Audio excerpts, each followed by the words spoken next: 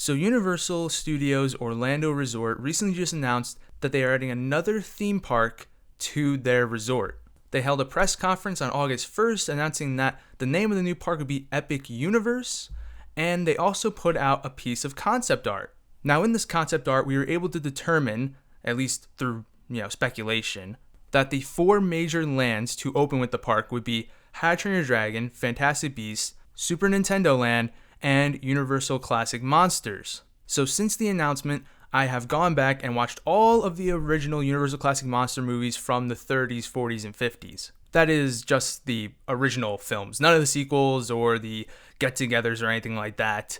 I don't have that much time on my hands.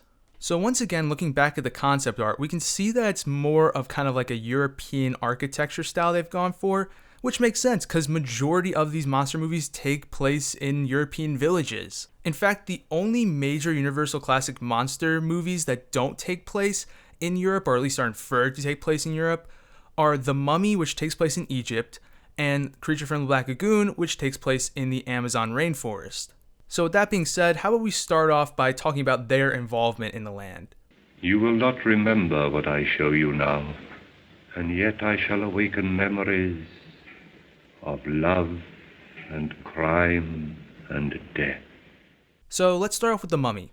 The way the original Mummy movie plays out, it could easily take place anywhere. I mean, we've seen this in the 2017 Mummy movie where they go back to London. Obviously, it's nothing like that movie, but the fact that it takes place in Egypt is pretty much coincidental. They could have moved the mummy's sarcophagus anywhere, and it could still work the same.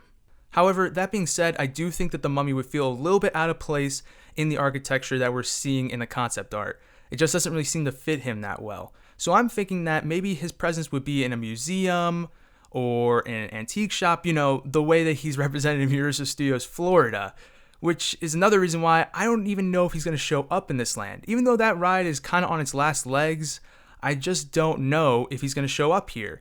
My guess would be that at the beginning, he probably will not be in the land or won't have a very large presence, but once Revenge of the Mummy is gone from Universal Studios Florida, I think that he will start to kind of get a little bit more of a presence in the land once he's gone from that other park.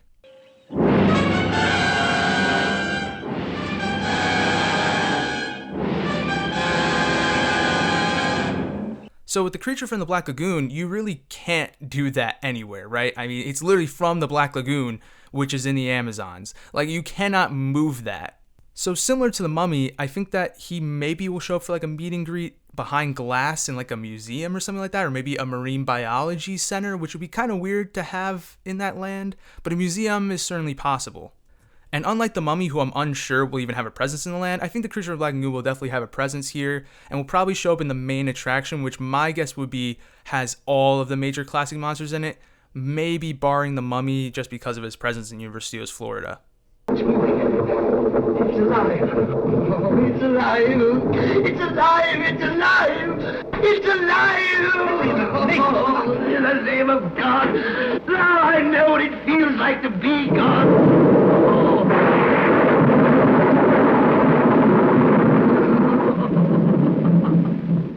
So let's start talking about the monsters whose movies actually do take place in Europe. And the first one we'll talk about is Frankenstein's monster. Frankenstein and Dracula are arguably the 2 most famous and well-known monsters, so I imagine they're going to have the biggest presence in this land over all of the other monsters. On top of this, the architecture of the land matches perfectly with Dracula and with Frankenstein, so I think it's going to work out really well for both of them. I think we will definitely have a Frankenstein's monster meet and greet. However, he's got to be chained up in a prison cell or something like that, because we can't have him just walking around because he'll kill people, right?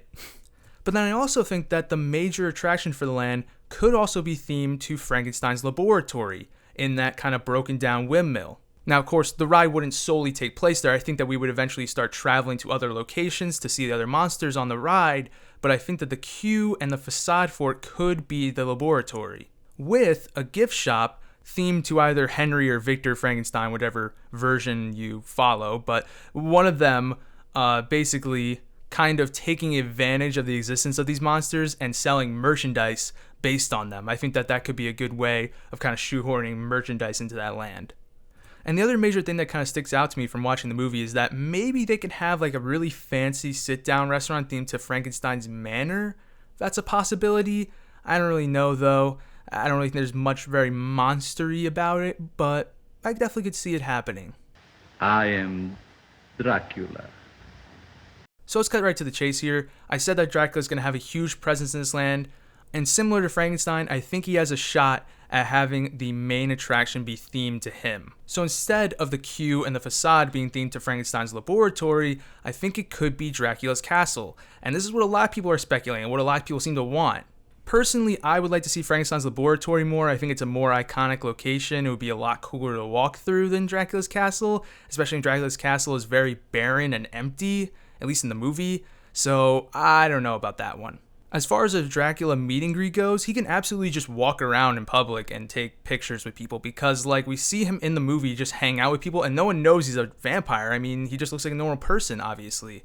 So I can absolutely see him just walking around, meeting and greeting with people, and then maybe when they look away, he goes for the neck for a bite or something like that. And then people are like, hey, Dracula, don't do that. You know, just, just a little joke.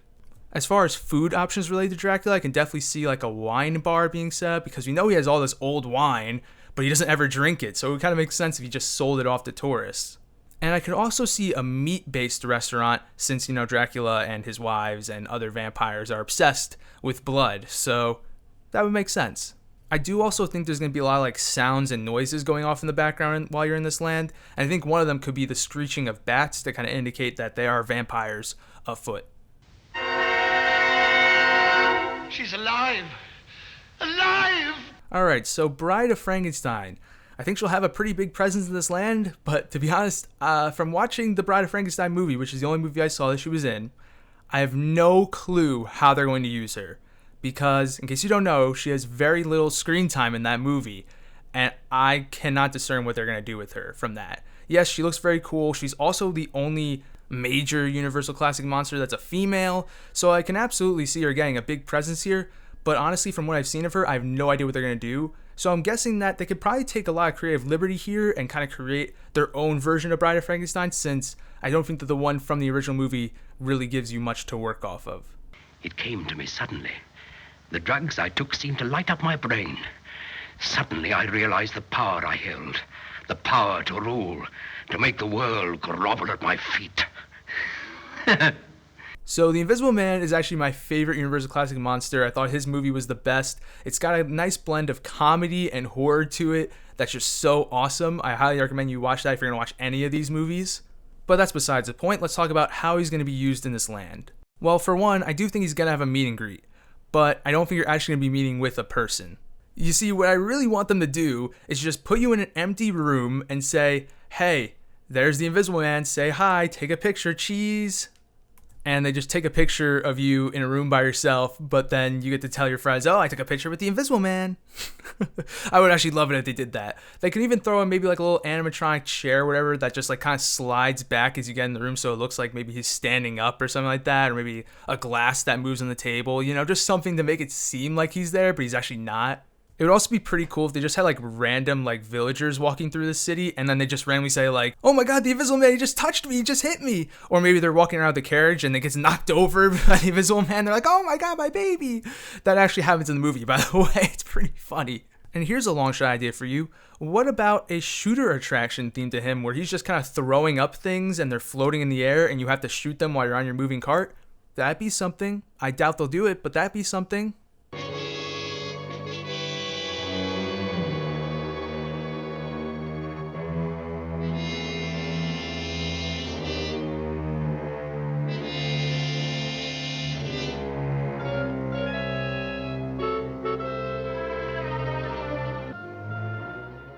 So the Wolfman, I hated his movie, but I think that there's some potential for him in this land. It's very possible that similar to Frankenstein Manor, we could also maybe have a Talbot Castle here. I don't think it will be for the main attraction, but I think we could have it for a sit-down restaurant or something like that. And I also think we could have a little fair set up just outside of the land that, you know, maybe also has like a gypsy cart right next to it, you know, similar to how it is in the movie. And, you know, then in the fair, we can have some carnival games, we can have some food stands. And then in the gypsy section, we can have it kind of be torn up and then have like the Wolfman maybe like tied down there, and then we can take pictures with him and stuff like that. I do also think that in this section of the land, and maybe even in the main section of the land, we can hear howling of wolves, you know, for werewolves.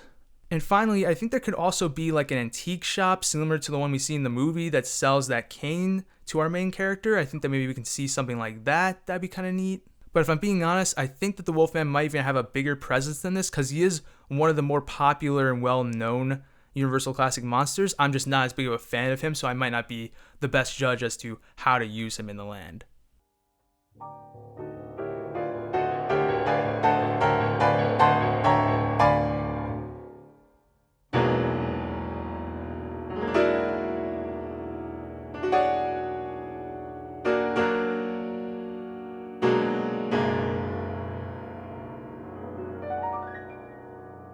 Then we have the Phantom of the Opera, who's also pretty well known, but not necessarily well known as a Universal Classic monster. He's been remade time and time and again, and he also has a play, so there's a lot of different things going on with him. But with that being said, I don't think he's going to have a major presence in the land, and to be honest, I'm not even sure he's going to have a meet and greet. And the reason for that being is because in the movie, he never comes out and mingles with the public, except for when he's dressed up as the Red Death. Which, as cool of a look as that is, I don't think anyone's really going to know who that character is, or at least a very few amount of people are going to know who that is, and no one's going to want to take a picture with him. People want to take pictures with the normal Phantom, but thematically, it just doesn't make sense for him to come out and meet and greet with guests. However, I do have an idea for him to have a major attraction in the land, even though I don't necessarily think it will happen. This attraction would be a walkthrough attraction similar to Poseidon's Fury, with stunts and pyrotechnics and special effects and all that stuff, and it would basically follow the end of the 1925 Phantom of the Opera movie, with us kind of following the boyfriend and the undercover cop as they go back to save the girl from the Phantom. I think there's a lot of opportunities for special effects to be used here, and just for it to be an awesome show, and Poseidon's Fury is probably also on its last legs as well as the Lost Continent, so it'd be nice to have something like that in the new park when Lost Continent eventually is gone.